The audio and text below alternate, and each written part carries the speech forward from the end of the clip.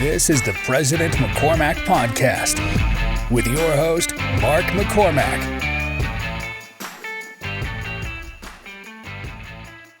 Ladies and gentlemen, the original Boots and Chaps, Kade Johnson. How you doing? Glad to be here. Kade, you're my cowboy buddy. Yes, sir. That's what they say. Why do they say that? It's funny. They're like, when people introduce me, they're like, this is a true live cowboy. Like if it's not a real thing, I don't know, but it's all right. Well, there's a couple posers out there, right? Oh, for sure. I mean, we went to Country Fan Fest last weekend. You definitely go to Country Fan Fest or rodeos, and you can see posers and like not. me. So yeah, I put a cowboy hat on it. You made it look good. Did you like that? Yeah. I got the black one, right? Because it's like that works for sure. Is there a ranking among cowboys, like what hat you wear? So you wear a felt hat from Labor Day to Easter. Okay. And you wear a straw hat from Easter to Labor Day. Is that just because of the heat? Yeah. Oh, I did not know. That's cool. Yeah. So straw hat's cooler in the summer. Yeah. But there's a lot of people that wear felt hats all year round. So the more wealthy cowboy you get, right? The more felt you wear. Oh yeah. That kind of thing. Because they do. You can get a hat worth, $600 easy. Yeah. Yeah. I did not. I went to IFA.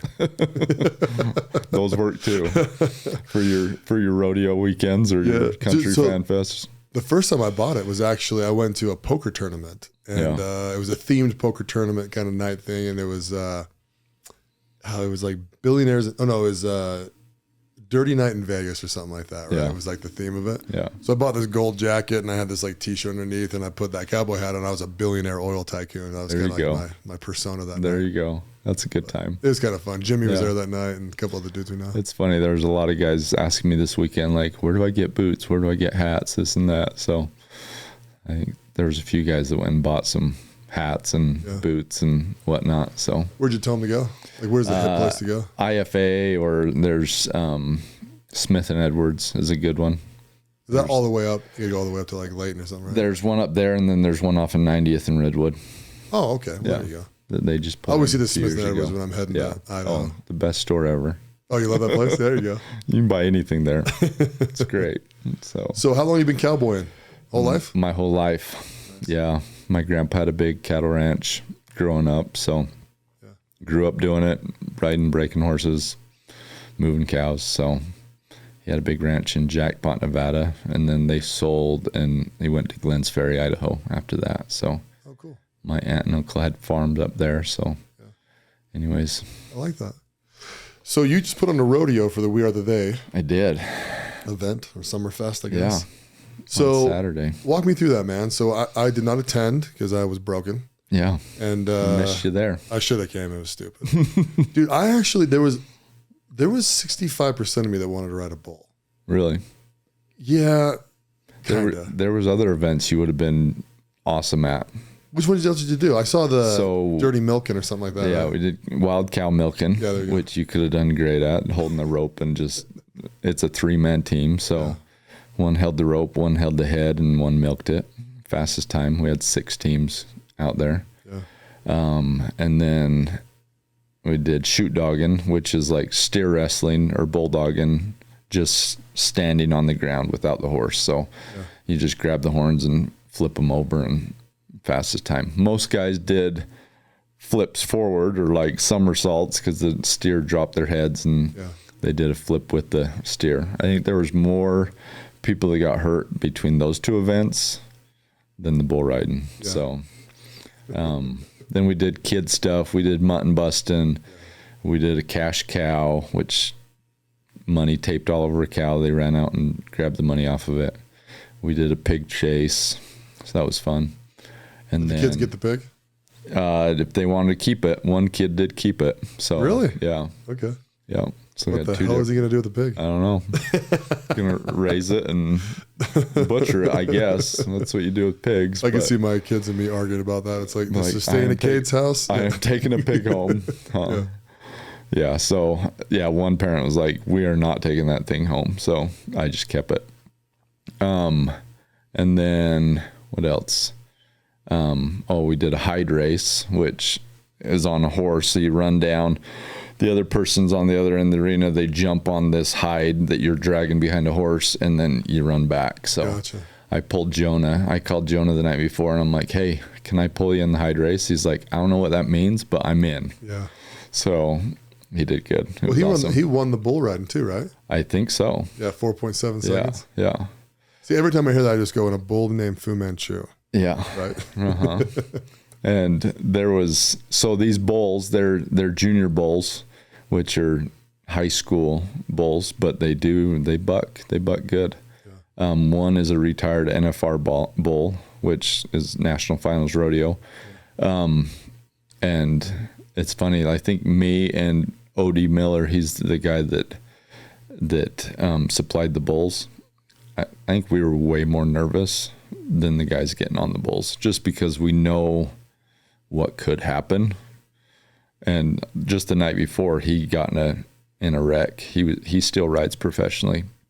Oh, wow. And he got hit upside the head and concussed and all this stuff. So he's like, I know what can happen to these guys that have never crawled on. So it was good. Like, we sat down in front of the chute before they crawled on, and he just explained everything to them, went over everything.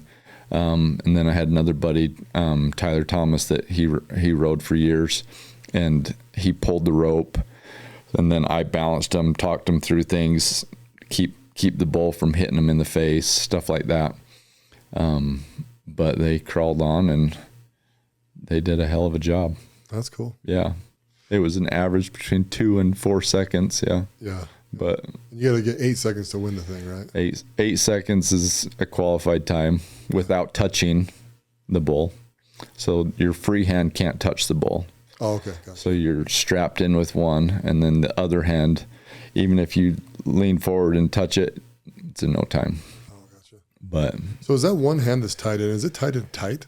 So there's 2 ways of tying it. You can tie it in, and then come over your hand and then wrap it around your hand and then through it again. So you're kind of tied in there pretty good. Yeah. The way we did it, we pulled it up tight. We put it through their hand and then brought it back through their hand. We didn't go around their hand. So if they let go, it will loosen up. Yeah. But it's a little more safe that way. But and we had bullfighters there and whatnot if they get hung up, they're there to protect them. So get the guys going. It was fun. It was good. So what'd you have to do to put it together? I mean, where was the event actually at? It was in Cedar Fort at the fairgrounds, out where I live. And I just had to find stock contractors. Zane Danzy, he's a stock contractor. He does a lot of high school rodeo stuff. He brought like the steers for shoot dogging and stuff like that. Then I had to go get the sheep from a guy up in Deweyville and pick up 30 sheep from him. And so you just basically lease them and lease them for the day, pick them up, drop them off. And then O.D. Miller, he brought the bulls down from Logan. And yeah, so he was there helping, which was great. So did it work out pretty well? Was it stressful or? I think I was more stressed before, but like once I got there and like I knew I had help because I had a bunch of buddies and their families come to help and whatnot, like it flowed good. It went fast. Like I was worried about time. I thought we'd be done at like 9:30, 10 o'clock, but we were done by 8:15. So we cruised through things pretty good. That's cool. Yeah. Yeah. So yes, I mean every single person I talked to was like almost the highlight of the weekend, really. Really? Yeah. That's cool. cool. I like the Olympics thing. Like it was kind of fun. It's kind of fun to compete, you know, and we were kind of in it till the end. And we ended up, my team ended up taking second, I think, or whatever, right? But looking back, I think I would have actually skipped the Olympics and came to the rodeo. Yeah. Like 100%. I think a lot of people came up and they're like, we've never been to a rodeo, but this was awesome. And then other people are like, this is better than going to a normal rodeo because we all got to participate in it, you know. Right. Our kids got to participate and our wives got to do some stuff. And like the hide race, a lot of the women did that and whatnot. So that was my goal, is just to have the whole family there to enjoy it and like have more freedom, right? To come and do and try things that they wouldn't normally be able to do. Yeah. So it was fun. I'd love to do it again. So are we making it an annual thing? I would love to. I think it'd be fun. I think we need to. Yeah. Yeah. If we don't do it in a while, we'll do it outside. I wish there wasn't so many conflicting things, because I wanted to go to Country Fan Fest more nights, and I couldn't go to the Olympics because I was getting that ready and whatnot. So, but it is what it is. It's fine. How many nights did you make out to Country Fan Fest? Just one, just on Thursday. Oh, okay, cool. Yeah. Cool. So I took the kids to the water park. Friday. Yeah, Friday. And then did that all day Saturday. So I had to fit a little bit of work in during this weekend. So. Right. I'm going to be gone all next week. So I was like, I got to get this done and go to work too. Where are you off to next week? We're going to California, family vacation. So do some Disneyland, or are you just going to go April's beach? family. We're going to San Diego. Oh, okay, cool. So yeah. You guys like going down there? I've only been there once my whole life, so there you go. It's not really my cup of tea, but that's all right. It'll be fun. Should feel pretty good. You're probably going to be in like the late 70s, early 80s down there. I have no idea. I haven't even looked at the weather. Yeah. So you're kind of like me. It's like I'm just whatever works. I'll deal with it. We'll just go and enjoy it and spend time with the family. So tell me a little bit about yourself, Kade, for the listeners out there, all your Watt brothers. And oh boy, all the other randos that listen. To What do you want to know? Let's see. So let's start. So we were just talking, you went to high school with one of my mission buddies. Yeah, I went to Pleasant Grove High School. So what happened after high school? After high school. Oh, hold on a second. You went to Pleasant Grove High School? I did. What the heck? I went to Lone Peak. We were rivals, kind of. Yeah. So funny. My senior, what do they call that? Senior project. Yeah. I built the announcer's box at Lone Peak High School. Oh, the press box. On top of the dugout. Mm-hmm. I built that for my senior project. How come you built it at Lone Peak? Because my neighbor, my good buddy, he was the baseball coach out at Lone Peak. Mike Scholl. Yeah. So he's like, we got to do this project if you want to do that. So I went and did it out there at Lone Peak. So did you have any friends over at Lone Peak? Not really. No. That's okay. There was actually 5 Cowboy guys. His son, Cam Scholl, went out there, but I think he's a year older than us. Oh, okay. But you graduated in 2000? Uh-huh. Okay, nice. Yeah. Yeah, we had 5 Cowboys that were in our school. Yeah. I think they're from Lehigh, though. Oh. I'm pretty sure they're from Lehigh.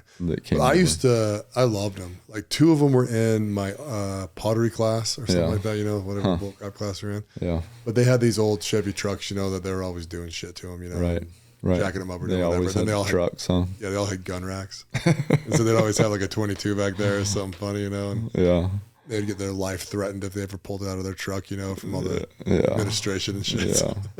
Yeah.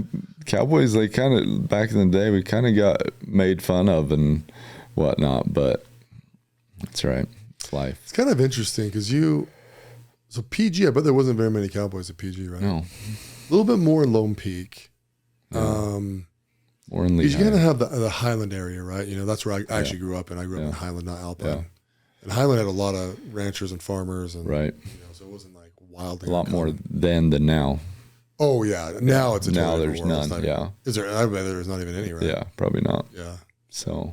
Lehigh, man. Lehigh was kind of like the elite Cowboy group. Yeah, for sure. But so, I went to high school there, then went to Utah State. Did a year there and then went on a mission, LDS mission to Mexico. Came back and just went to work. I moved to St. George, went to work I lived in Utah State again, then went to St. George, lived down there, worked always in the construction stuff. Yeah. And then what else? Let's see. I started an insulation company, and in 2009, we kind of shut things down after it was slow for a little bit. I'd gotten married at the time and then divorced and then moved to St. George again because I had a house down there. And then I came up here after that and started flipping houses. and just building custom homes and flipping houses and doing remodels and all kinds of stuff. And then I was in St. George at my sister's house, and I started to pee blood. I'm like, what's going on here? And well, it had been happening, and I was at my sister's, and it was like bad. And I'm like, me and her are really close, and I go out and I'm like, what do you think it means when you're peeing blood? And she's like, what? What's going on? So I showed her the toilet, and it was like bright red. Yeah. She's like, you need to go to the doctor, and just like adamant, right? And I'm like, I'm fine. I feel fine, whatnot. Anyways, how old were you at the time? I was 32. Yeah. And anyways, I came home. She made me a doctor's appointment, and I was living in Lehigh at the time. And anyways, going to the doctor and did all the tests or whatnot. And I did a CT scan and a scope.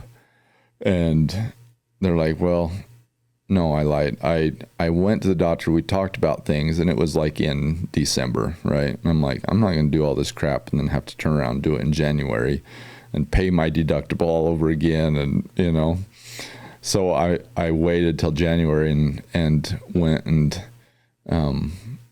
got a CT scan done and a scope, and they found a tumor in my bladder.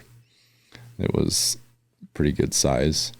And that's what was bleeding from. Anyways, they scheduled that to take that out, and they took it out and tested it, and called me up and said it was cancer in my bladder. So then I met with specialists on that, and it was in my bladder, into my muscle. They didn't know where else it was going. And they told me I had a 5% chance I'll make it 1 to 5 years in that doctor's office. And I'm like, what the hell just happened? Yeah. You know? And in my mind, I'm like, well, this is why I'm divorced. This is why I'm alone. This is why I don't have kids, because I'm going to die. You know, I won't leave anyone behind. And what was that feeling like? It was scary, but I was almost okay with it. Yeah. You know, because I'm like, really, if I'm going to go, I'd rather go this way than leave the whole family behind. Sure. You know what I mean? And anyways, so I wasn't going to do chemo. I wasn't going to do anything. Because I said, if I really have this amount of time to live, like, I'm going to enjoy it. I'm not going to do chemo. And my sisters were all like, no, you have to try. You have to at least try. So we started chemo. I did chemo for, I want to say it was like 7 months. It was weekly chemo. I did like every Thursday and every other Friday for 8 hours a day. It was hell. It was terrible.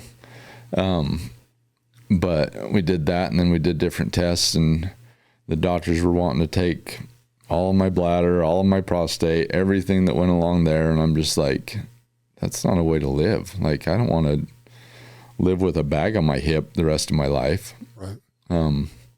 So basically I told them, I'm like, my quality of life is more important than my quantity of life at this point. So we met with different doctors, and I found one that was like, okay, well, I'll go in and test, and if it is on just one side of your bladder, we'll just take out half your bladder. He said, but if it's throughout, then we're taking the whole thing.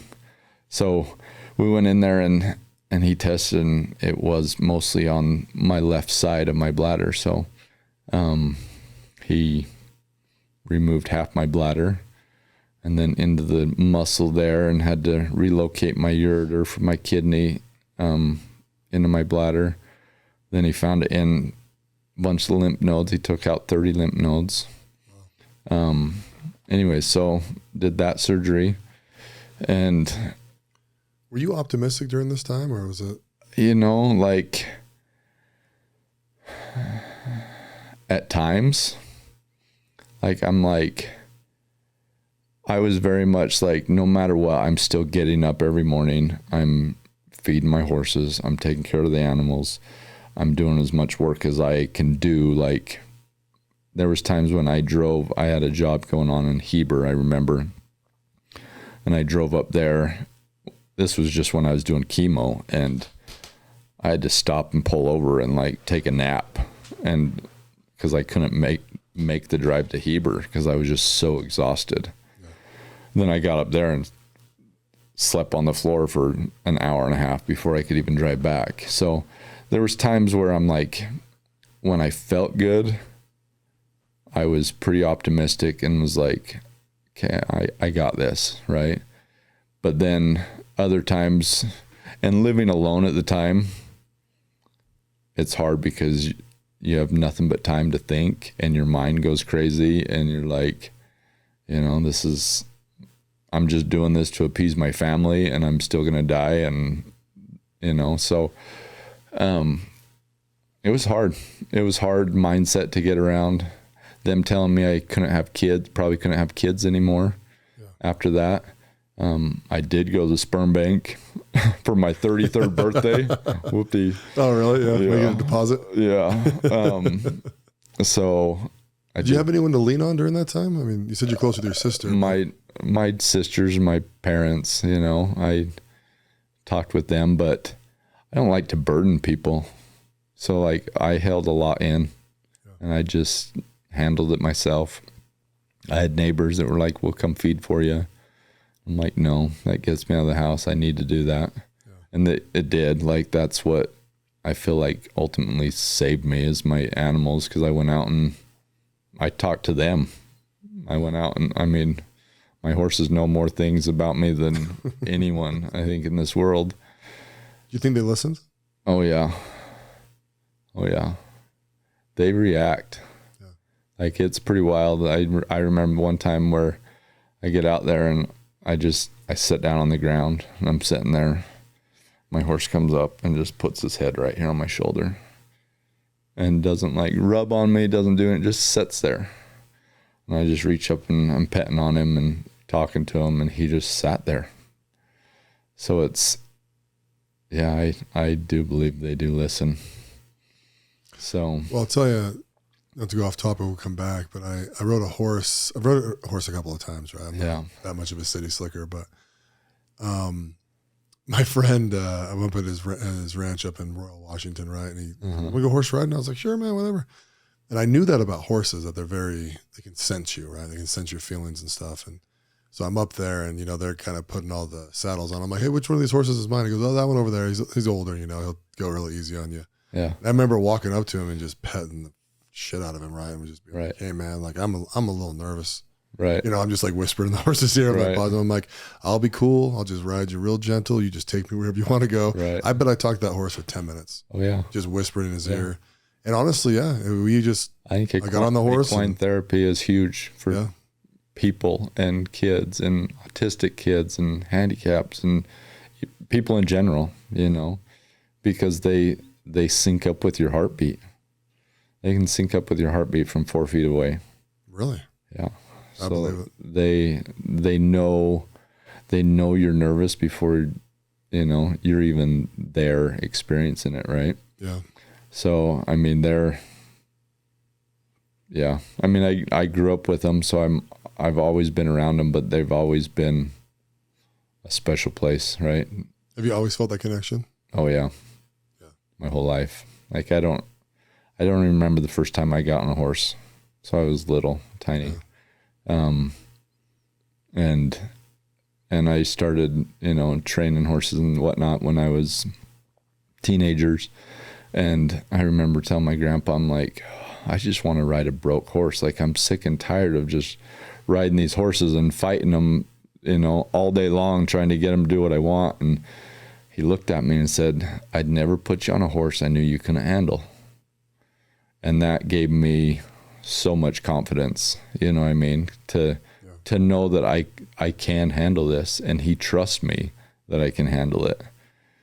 And making a 1,200 pound animal I don't say do what you want, but do what you want when you want him to do it. Because he can do it. You don't train a horse to do anything that he can't do. Like he can do everything. It's just doing it when you want him to do it. So, which is pretty neat. But yeah, so I don't know. They got a special place in my life. I'll probably never live without them. So yeah, and you we'll have to come back to that in a minute though. But so you're going through all this cancer by yourself, and yeah, your animals are kind of your therapy. Mm-hmm. Not kind of, I guess your animals are your therapy. 100%. Yeah. So like when I was going through chemo, I made sure like Wednesdays I felt good enough to go for a ride. So I had a buddy that he'd call me up and we'd go for a ride, go up the canyon or something on Wednesdays, because I felt good enough to get out that day and go, because I knew Thursday I'd go into chemo and feel like shit again. So how many days did it take to feel good again after chemo? Till like Wednesday. Yeah, that bad. Right? Yeah. You don't feel too bad like the day of, and just because they pump you so full of fluids. All right. But yeah, when you get out of that and you get home, and it's terrible. Yeah. You just feel like you're on fire, and you throw up a lot? Hot, and towards the end. Yeah. My mom went through cancer at late or probably mid-20s, and she just remembers throwing up a lot. Yeah. I got blood clots in my arms. I got blood clots in my legs from it. So that was no fun. Yeah. Blood clots are terrible. So anyways, yeah. I had a buddy that actually died from a blood clot 2 years ago, which he found out he had cancer and started chemo, and 2 weeks later he had a blood clot and killed him. So that's terrible. Yeah, it is terrible. So how long did you have cancer for before you went into remission? So I went through so they told me in January, and then I did chemo for 7 months, and then we waited I think 3 months, and then did surgery after that. Yeah. And then after surgery, they said I was in remission. They couldn't find any cancer after that, and so it's been 7 years, almost 8 years. Did you go through that point where you didn't believe that you're in remission, you still might pass away, or did you? Yeah. So I went to the doctor every 3 months. Yeah. And got a scope, and then every 6 months went and got a CT scan. And I think during every time I'd go, I'd be anxious. I'd be worried that they're going to find something. And it would always put that in the back of my head that it could come back, right? So fast forward to marrying April and having her be married to someone that died of cancer. I'm bringing all this baggage on her, I felt like, right? And she just told me, she's like, it's not your choice, it's my choice. And I remember going to the doctor, and she came with me, and not thinking that was the last place she saw her husband alive. And then I'm going in to get checked to see if we're still good, right? And I'm sitting in there, and I'm like, why am I doing this? Like every time I come, I sit there and think that it's going to come back, or it could come back, or, and afterwards I went to her, I'm like, I'm not going to the doctor anymore. She said, why? Because I'm like, I don't even want the thought of it coming back in my mind. And the only time I think about it coming back is when I'm sitting there in the doctor, so she's like, that's your choice. And so I haven't been back to the doctor for, I think, 1.5 years. Oh, wow. So I told her I'm not going to go because I get more, I believe in,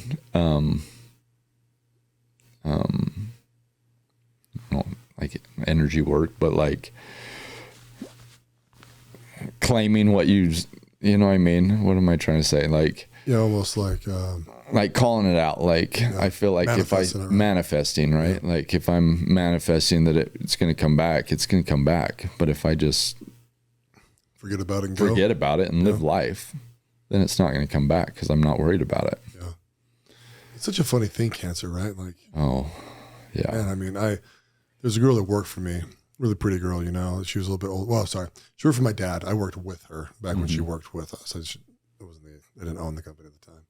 She's about 3 years older than us. Yeah. Right? So she ends up getting married in her late 20s, goes off, and she has 2 kids. She has her second kid like in October. Right? Yeah. And in November, she's like really sick. Right? Just feels sick, feels like garbage. She goes to the doctor, right? They do a CT scan. She has brain cancer, right? Yeah. She was gone in like 2 weeks. It's like crazy. Gone. And I remember her funeral and just getting the feedback on it. And I'm like, this is so crazy. Like she was literally 4 weeks before that, totally normal. Yeah. Boom. Gone. It's wild. Then you hear people are like, I actually have a nephew who's had cancer twice. You know, he had Ewing sarcoma in his leg, had to get an amputation. Ended up getting lung cancer because of radiation. Right. You know, he was 10 that time. And I think he was about 14 when he had the lung cancer. And and the crap they put you through, like chemo, they basically kill everything in you and then try to rebuild you. Right. Like it's hell. Like it's straight up poison. Yeah. But I hear stuff like that, the radiation that causes other issues, and it's hard because it's like, if you don't do something, then you're for sure dead. Right. Yeah. But even if you do something, there's still a chance it could do something else to you. Yeah, massive ramifications. Yeah. How do you, when you look back on it now, like, what do you think about the cancer? Is it more like a dream you had kind of thing, or is it like still an imminent thing that might happen? Or you know what? It's something that I look back on and I think I'm glad I went through it. Yeah. Because I think it made me trust in God more. And it made me appreciate life more. But it's funny, after that, I'm like, okay, God, you saved me, right? For what? What, like, you got something planned for me or what? You know what I mean? Yeah. And for a long time, I had a hard time because I felt like I was just doing the same thing day in, day out, day in, day out. Like nothing's different. Like, why did you save me? And then, Kaz, my wife's late husband, I knew him. I went to high school with him, and, hearing about him dying and leaving 3 girls and a wife behind, I was pissed. I was pissed. I'm like, God, why didn't you take me and leave someone like this that left family behind, Yeah. And then my buddy 2 years ago that passed away, he left 4 daughters and a wife behind. Again, I was pissed. And I'm like, and I just wondered, like, why, what's my purpose, And when I met my wife and her 3 girls, our 3 girls, I knew why I was still here. And I knew my purpose was to raise these girls as my own and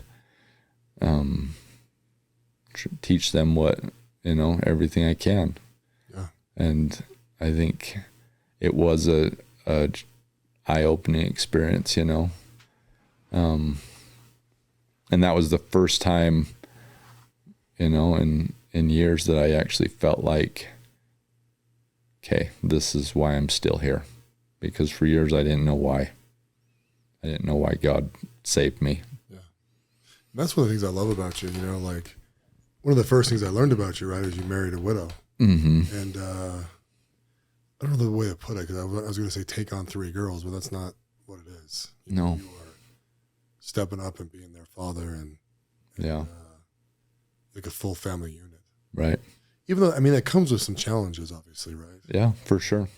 I think I told you this, but I'll reiterate it here on the podcast. Right? I have a friend that his wife passed away of cancer, and he just married a girl 2 years ago, and her husband. Oh yeah, you know these people. Yeah, we were at the wedding. Yeah, that's right. We were at the same wedding. Mm-hmm. I remember thinking it was funny because Rich was kind of dating a couple chicks or whatever, right? And he's like, "Oh, it's freaking hell out here, bro. There's crazy this, crazy that, X this, X that." For sure. And then these two, they ended up, Rich and Sally, they ended up, both kind of being widower and widower, and a widow and widower. And I think it just worked out so much better because they were able to. They understand each other better. Yeah. I think. And they're also able to honor the other spouse, which is, it's very interesting for me to watch, because at first you'd be like, oh, well, you kind of want to, get together, then you're like, no, you got to. I mean, what does Sally have? 5 kids, right? Sally's got 5 kids, Rich has 3. I mean, they have 8 freaking kids together. Right, and it's for sure. There's 8 children whose father and mother are gone. Right. And then so all the kids have their things they're dealing with, for sure.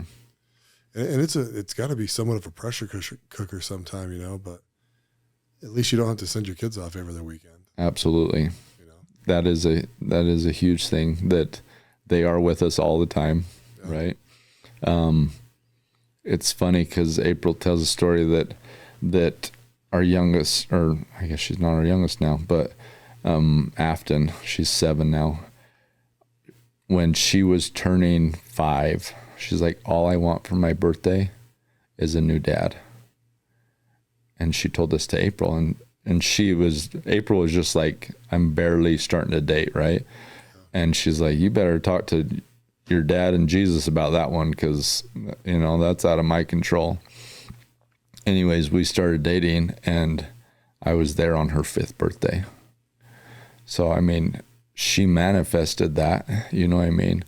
And her and all 3 of them. But the day I asked the girls, when I wanted to propose, I asked the girls if I could marry their mom. And I remember the day I proposed, everyone was with us. We went on a horse ride, and I was up to the top of the mountain, and I proposed. And Emery, the middle one, she's like, does this mean I can call you dad now? She was so excited to call me dad, which I told them, like, they will always have their dad.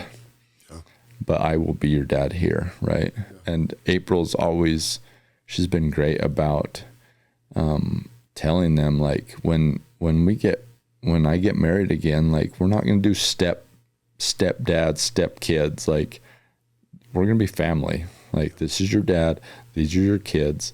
We're going to be one family, and that's it. And that's how it's been.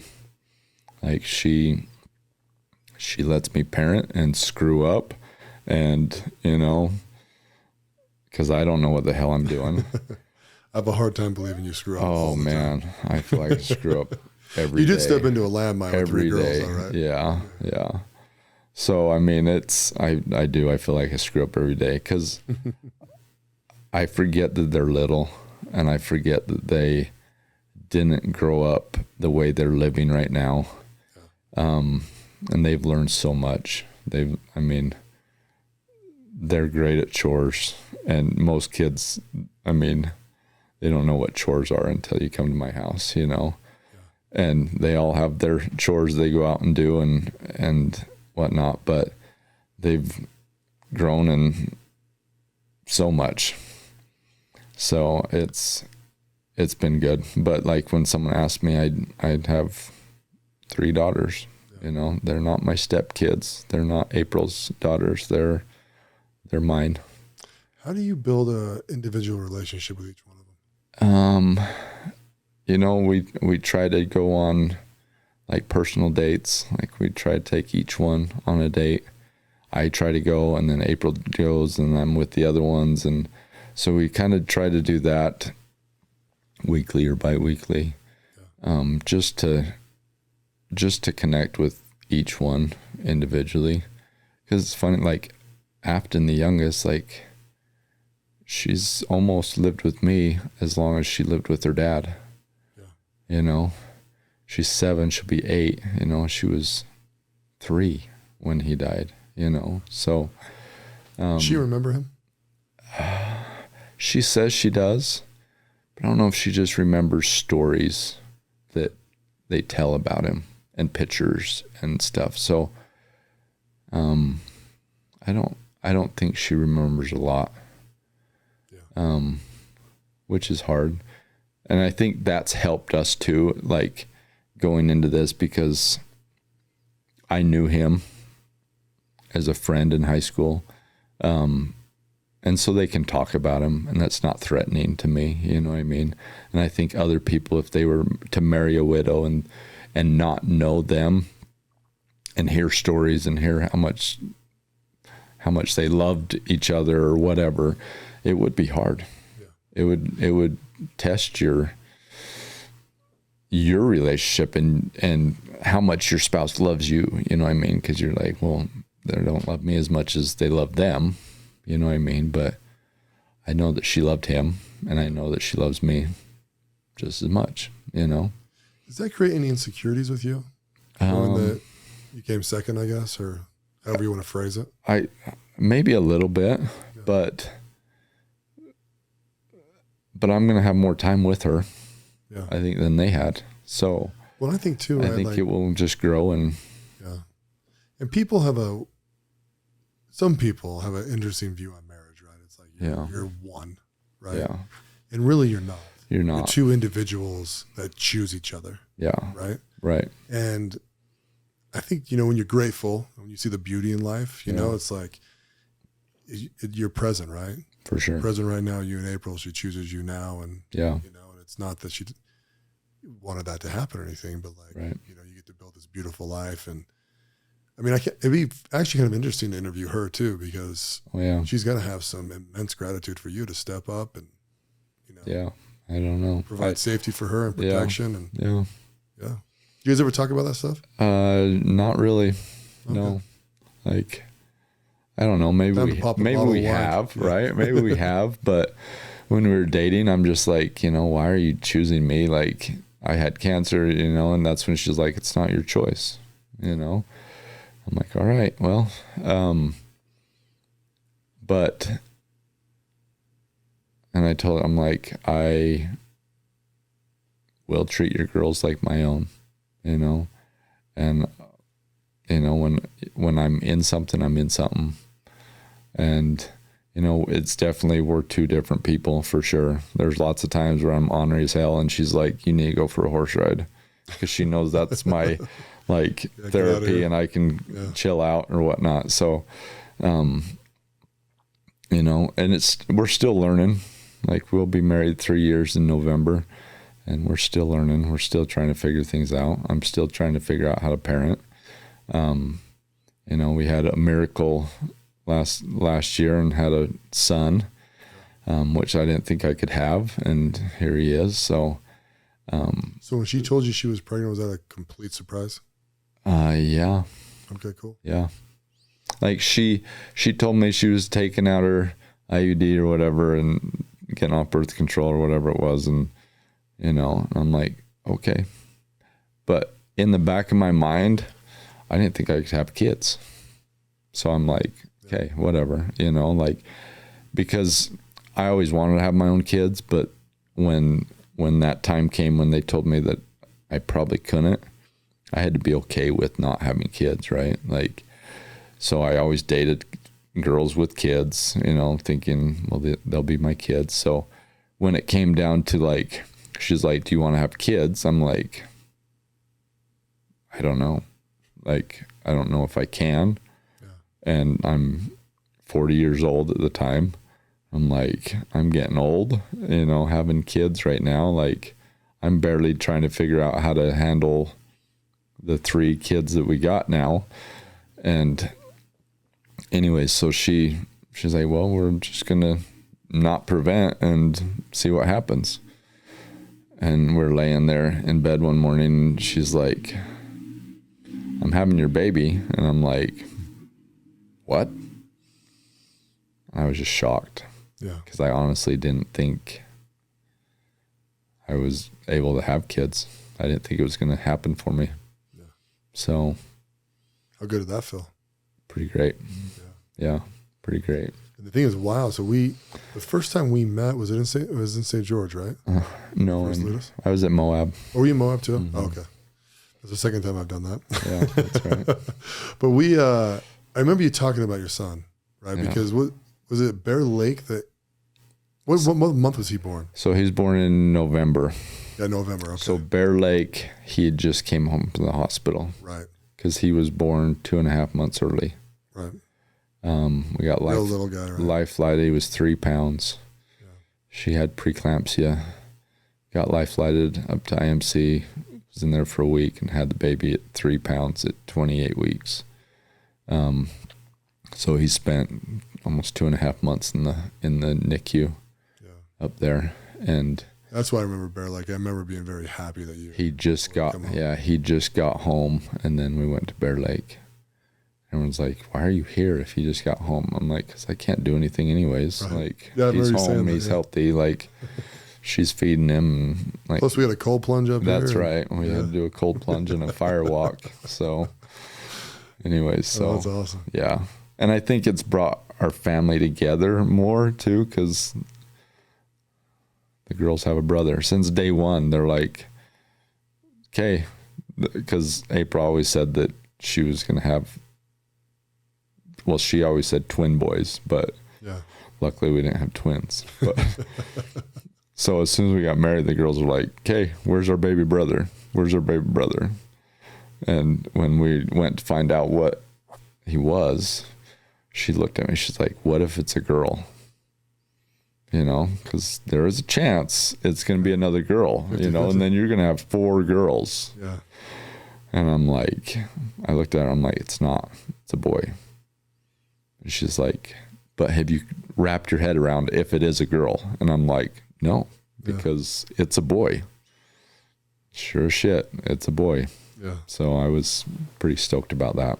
That's way cool. Yeah. And obviously the girls are just loving on him. Oh, yeah. The girls love him. Be a pampered little prince, that guy. Carry him all over the place. Yeah. You have to look at him in the eye a couple times, but this is for your own good, dude. You're getting too pampered up there. Yeah. You got to learn how to walk still, because, Yeah, you can't just put your hands in the air everywhere. Carried everywhere. Oh, that's amazing. Yeah. So life is good then? Life is good. Yeah. Life is, it has its struggles, but it's good. Yeah. Learning and growing lots. A lot of emotions in your house, right? 3 girls, 4 girls, and for sure. You and your little guy. Yeah. So tell me, why did you join the We Are the They group? So I went to the Bahamas with them last year, before the group 2 started. Swam with sharks. My buddy Jed was in the group 1, and he's like, you know, I'm getting a lot out of this. You know, you should go. And just some of the connection I made down there was just being around guys that wanted to better themselves. Yeah. I haven't had that. I was just always focused on me and what I'm doing. And, you know, I really didn't have, I had friendships, but nothing like bettering yourself. Right. And I felt like I had been so stagnant for so long. I had to do something to change me. Yeah. And just focus on me for a minute and try to better myself. And I was trying to figure out how to be a dad, and I didn't know how to be a dad. So why not be around a bunch of men that are great dads that I can learn from and grow from. It's not a bad plan, actually. Yeah. So, I mean, that's why a lot of questions I have is about being a dad. Yeah. And if I'm doing this wrong or parenting this wrong, you know, doing it wrong. So it's just a little disappointing when everyone else goes, I don't know. We don't know what we're doing either. We're all in the same boat. Just welcome to it. You're supposed to know what you're doing, so I can figure out what you're doing and copy it. But no, it's been fun, man. It's been the men's group. I don't know. We just did our last call, you know, a couple of days ago, and it was like, what have you guys learned? How far have you come? And what have you got out of this program? dude, the only thing that comes to my mind every single time is just the relationships. Right. Just all these great guys we're hanging out with. Right. Have access to now, and I feel like have I access could to call you. so many different guys, and yeah. And I had a lot of people call me and be like, where can I help you with the rodeo? You know, and I didn't want to use their help because I wanted them to enjoy it and not work it. Right. So I appreciated that. Like, it was huge that, you know, even when they didn't know how they could help or what even to do, like, they still asked. Yeah. It's funny, man. I bet I asked Bracken 8 or 9 times if I can come help him, you know. Yeah. I always say, like, hey, I can tell people what to do, dude. I'm one of the best guys at that, you know. Right. Or I can pick up some heavy shit and move it if you want. Whatever you want, you know. And he's Right. like, oh, we got it, Mark. Don't you worry. Yeah. You know. Yeah. That was an impressive thing. Yeah. At Fan Fest. He put on a show. I mean, just walking in and seeing all the people in every different place, you know, just the manpower that takes to run that is huge. Wow. And to get that many people to help for just that amount of time, you know what I mean? Like, which and people love it. Yeah. Yeah. They absolutely love it. I had friends, you know, they're outside of our group, and they're like, I didn't know you're going to Country Fan Fest. I go every single year, you know. Really? I'm freaking addicted to this thing. And I'm like, oh, okay. It's cool. You know? It's way cool. You know, I'm not as hip on the country scene as I used to be. But we actually went on Wednesday night. Oh, with me, Josh Sherwood, Nick, and Matt Beret, right? Yeah. And it's because Josh is a massive fan of Sawyer Brown. And they're great. He's like, you heard of him? And I'm like, I should have went out to that night. It was kind of funny, actually. Yeah. Well, we get up there, you know, he's 69 years old. Right. He's up there boot scooting and you know, doing his whole thing. And I'm like, Josh, like, you recognize any of these songs? I'm like, no. Not one of them. But Holy like, they're cow. good. Yeah. You know, like it was, I think it's one of the things with country music too. Like, I mean, there's some greats. Don't get me wrong. I mean, Garth Brooks, right? Like, right. Second to none, right? But really, most country live music's good. Yeah. You know, like they can just really just a guitar and a good voice, and they can sing. Yeah. I think a lot of other genres of music, they rely on the technical part of their voices or the music or this, like different things to make them sound good. Or like overproduced sometimes. Right. When country music, a lot of it is just a guitar and a good voice, you know. Yeah, exactly. That you can sing around a campfire and have fun doing it. Have you been to Nashville? I have not. Oh, you gotta do Nashville. Yeah. I've done it a few times. I haven't done it right yet. Yeah. I'm gonna put that out there. My friend who actually hooked my wife and I up on our first date, he's a hunter, right? And he would take all these guys hunting all over the country, right? Yeah. Kind of like Josh. And he's friends with like 15 songwriters out in Nashville. Right. And so he always tells me, he goes, Mark, whenever you want to go to Nashville, dude, like we'll go crazy. Like these guys are legends. They go into places and play and like right. go get the VIP treatment everywhere we go. And we were going to go in April, and I keep on kicking it back because, you know, we're so freaking busy. And I'm like, man, I got to pull the trigger on this thing because it'd be so much fun. And he's had times where they've got 3 or 4 of them go hunting with him, and they'll just sit around a campfire and just sing. Really? And just collaborate. That's cool. See, and I'm actually really into music. Are you? I love the creation of its side. Yeah. You know, like, can you imagine just how cool it would be to be in the studio when one of those like legacy hits gets recorded, or even like messed with and tweaked, and then they finally get the final recording. Like it'd be like, dude, I was in the freaking room when this guy sang this song, or like Mariah Carey, or like even Whitney Houston, right? Belts out. Yeah. You know, I'll always love you for the first time. You blow your mind. In my next life, I hope I can sing. Yeah. I would love to be able to sing. So yeah, I don't have that gift either. Yeah. No. And it's funny because my dad sings and plays the guitar. Oh, really? He was in a band for years. Yeah. And even in his older age, he sang at all these different restaurants around town and did that, and it's fun to go watch. And he sang a lot makes of life good, Eagles stuff and oldies stuff. Oh yeah, love the Eagles.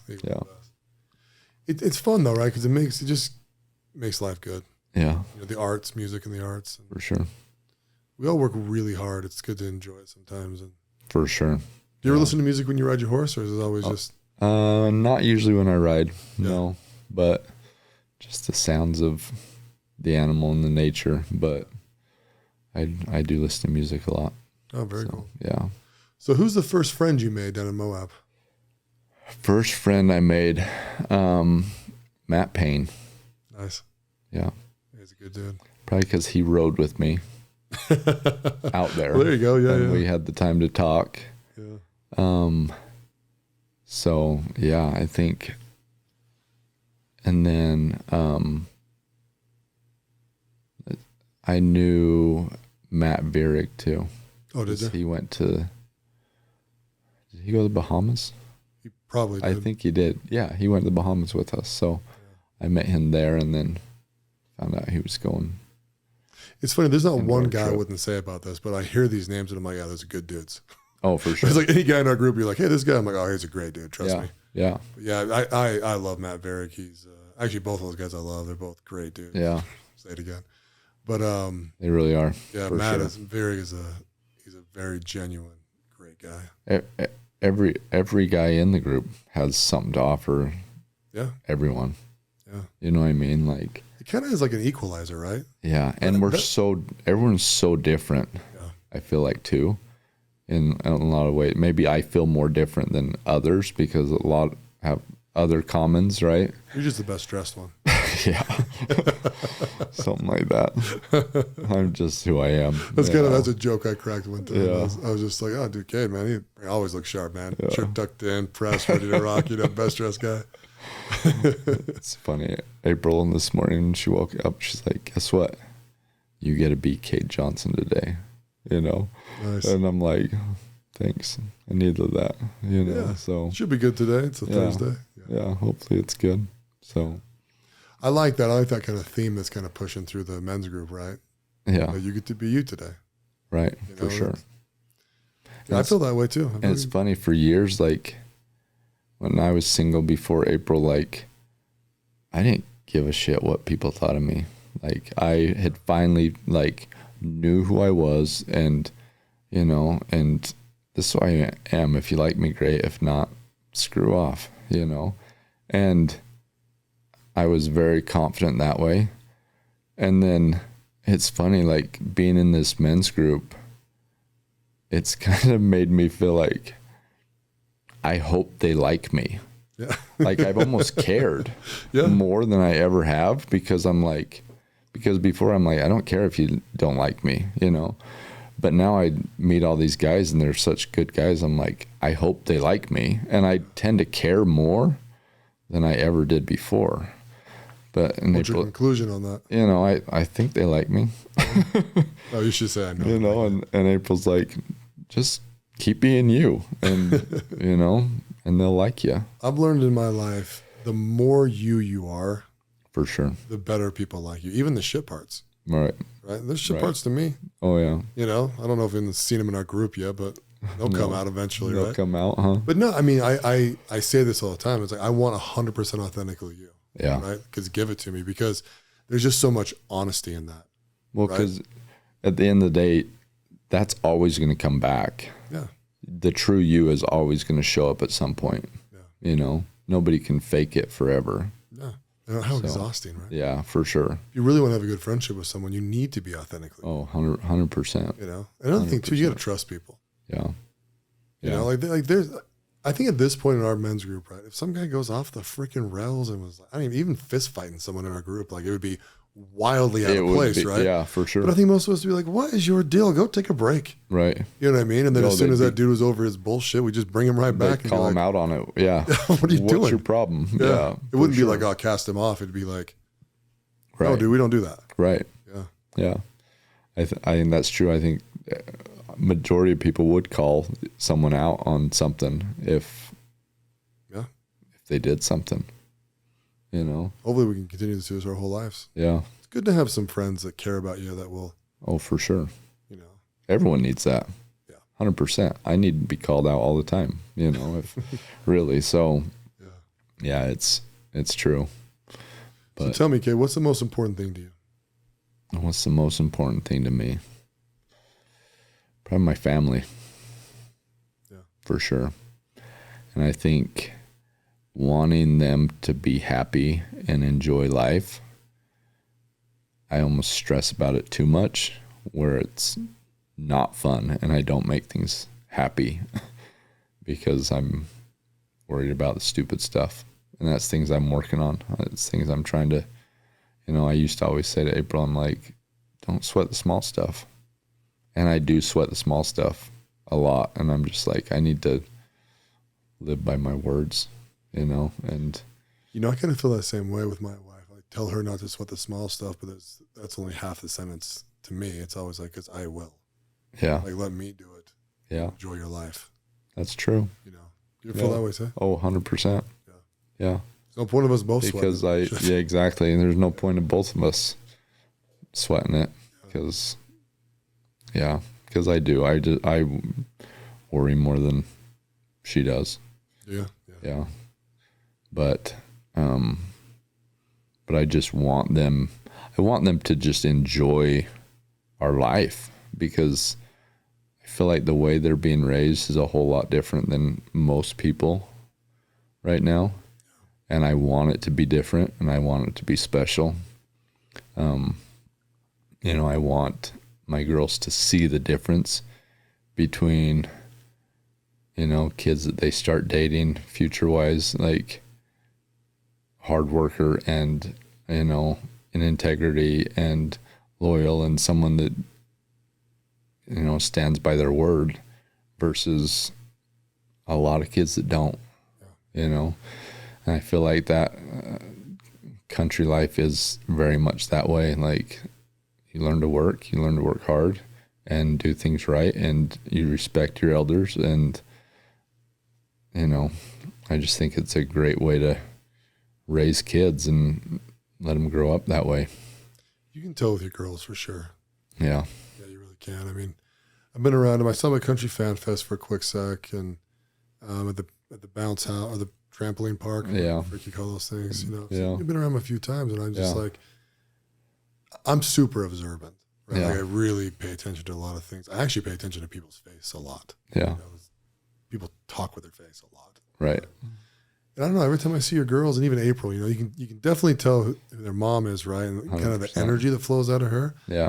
I don't know, they seem very happy. Yeah. And they've had obviously some tragic shit happen. 100%. But it's, you can tell between both of you, really. I shouldn't give all the credit to April, you guys' energy coming down through your kids. Well, I hope. You can see it. I hope so. Yeah. Appreciate that. So what's the next big thing the kid's getting up to? Oh, man.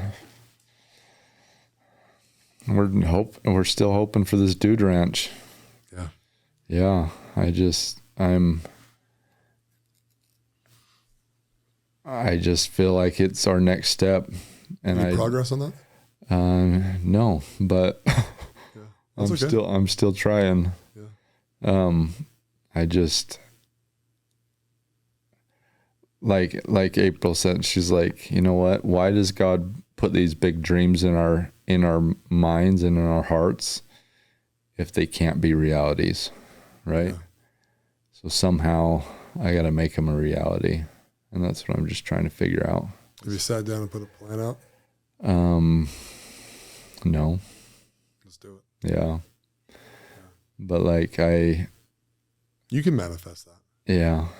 Well, and just even after seeing this rodeo this weekend and seeing how just happy and excited people are to do something they don't normally get to do, right? Yeah. Same situation. People come and have good food and, stay in nice cabins or whatever we end up having, and go on trail rides and learn, connect with a horse, maybe, that whole week or whatever. And then at the end, do a little rodeo, when they feel more confident on, loping their horse around, doing a barrel race or whatever, and I think just the highlight of them being like, see how much I progressed from day 1 to day 4, right? Day 1, I didn't know how to ride a horse. Day 4, I'm loping around these barrels, right? And I feel like it's such a confidence builder. I mean, even these guys that rode these bulls, right?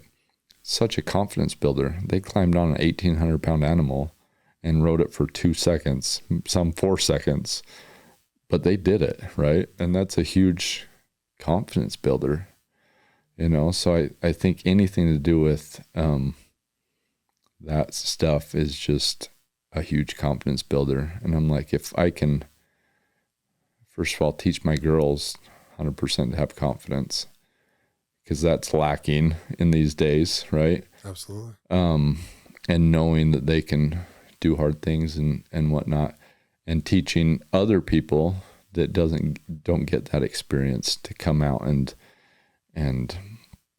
ride and learn. And, you know, even if they don't want to ride, they can go on hikes, they can go fly fishing, they can do other activities, you know. April does yoga, so they could do yoga in the mornings and whatnot. So, I mean, there's so many different things that we could do, and retreats, and I just think it's so, I feel like it would be so rewarding. Yeah. It'll be a way of life and just be rewarding, you know. Kind of fun, right? I remember you brought that up in a mastermind one time. Yeah. You thought I was crazy. You remember my first question, right? You're like, sounds really like want a to lot do of this work. shit? Yeah. Sounds like a lot of work. I've seen a lot of people, they almost feel like they have to have a dream, so then they come up with one. For sure. And then it's big, and then you're like, and I'm like, you know, because to do your dude ranch, I mean, you're talking, there's a ton of work. Oh, like a ton of work and a lot of money. Yeah. And so, and I wanted to give you good advice, right? That's one of the things I try and bring good advice. And I just remember being like, I was so excited really you were in that group because I wanted your opinion. Oh, that's cool. Yeah. Yeah. But I'll tell you, when I asked you and then you answered, I was like, oh, he does. Absolutely. I believed it 100%. I was like, oh yeah, this is his thing. Yeah. Yeah. Because I built houses for years, and it was great for a long time. Yeah. But I don't love it anymore. Right. I don't. Yeah. And I'm just, I want to do, and I bring my work home a lot with me. Yeah. And I don't want to do that anymore. Yeah. I just want to live where I'm working, do what I'm doing, just living life and making a living doing it. Yeah. You know what I mean? Instead of going to work and doing it that way. Yeah. Like I want my family next to me all day long to do what we do. So yeah, that's my dream. I love it. I got one final question for you. What do we got? What's your best 2 minutes of advice? Oh boy, 2 minutes of advice.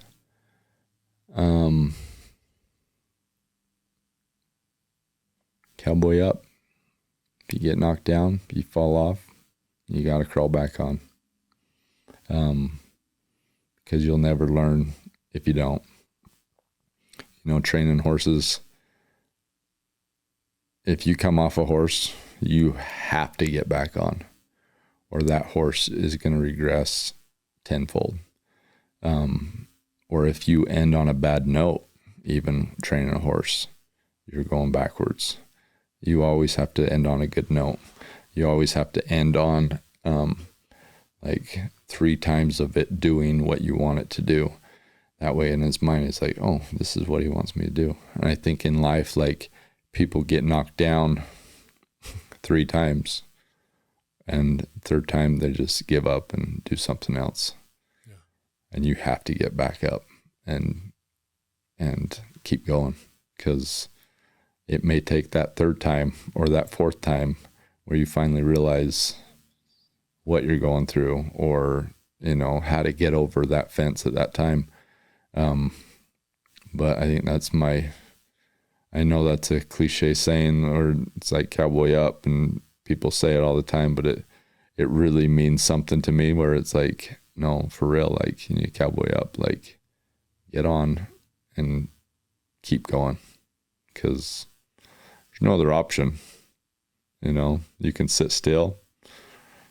You can't really go backwards, really. I mean, you have to move forward, so you might as well move forward in a good way. Yeah. So I love what you said. There's no other way. Right. Yeah, that is life. Life moves forward, so you might as well go with it, right?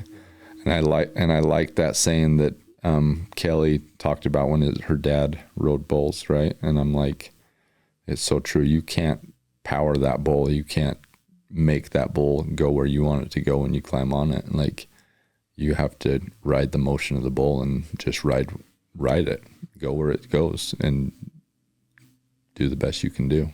Yeah. So thank you for coming on the podcast. Appreciate it. Thanks for having me. Yeah. Goes by fast. No, thanks for coming on and sharing your story. And I appreciate it. Everyone would benefit by knowing you and knowing your story and knowing your character. So, well, I hope so. Yeah. Hope it will help somebody along the way. So we'll see. Yeah. Please they'll enjoy it. Yeah, I hope so. Thank you. Thanks for listening to the President McCormack Podcast, brought to you by McCormack Foundation, Saxton Fund, ADP Lemco, and Professional Floor Systems. Make sure you subscribe to the podcast and keep up with Mark on Instagram @President McCormack.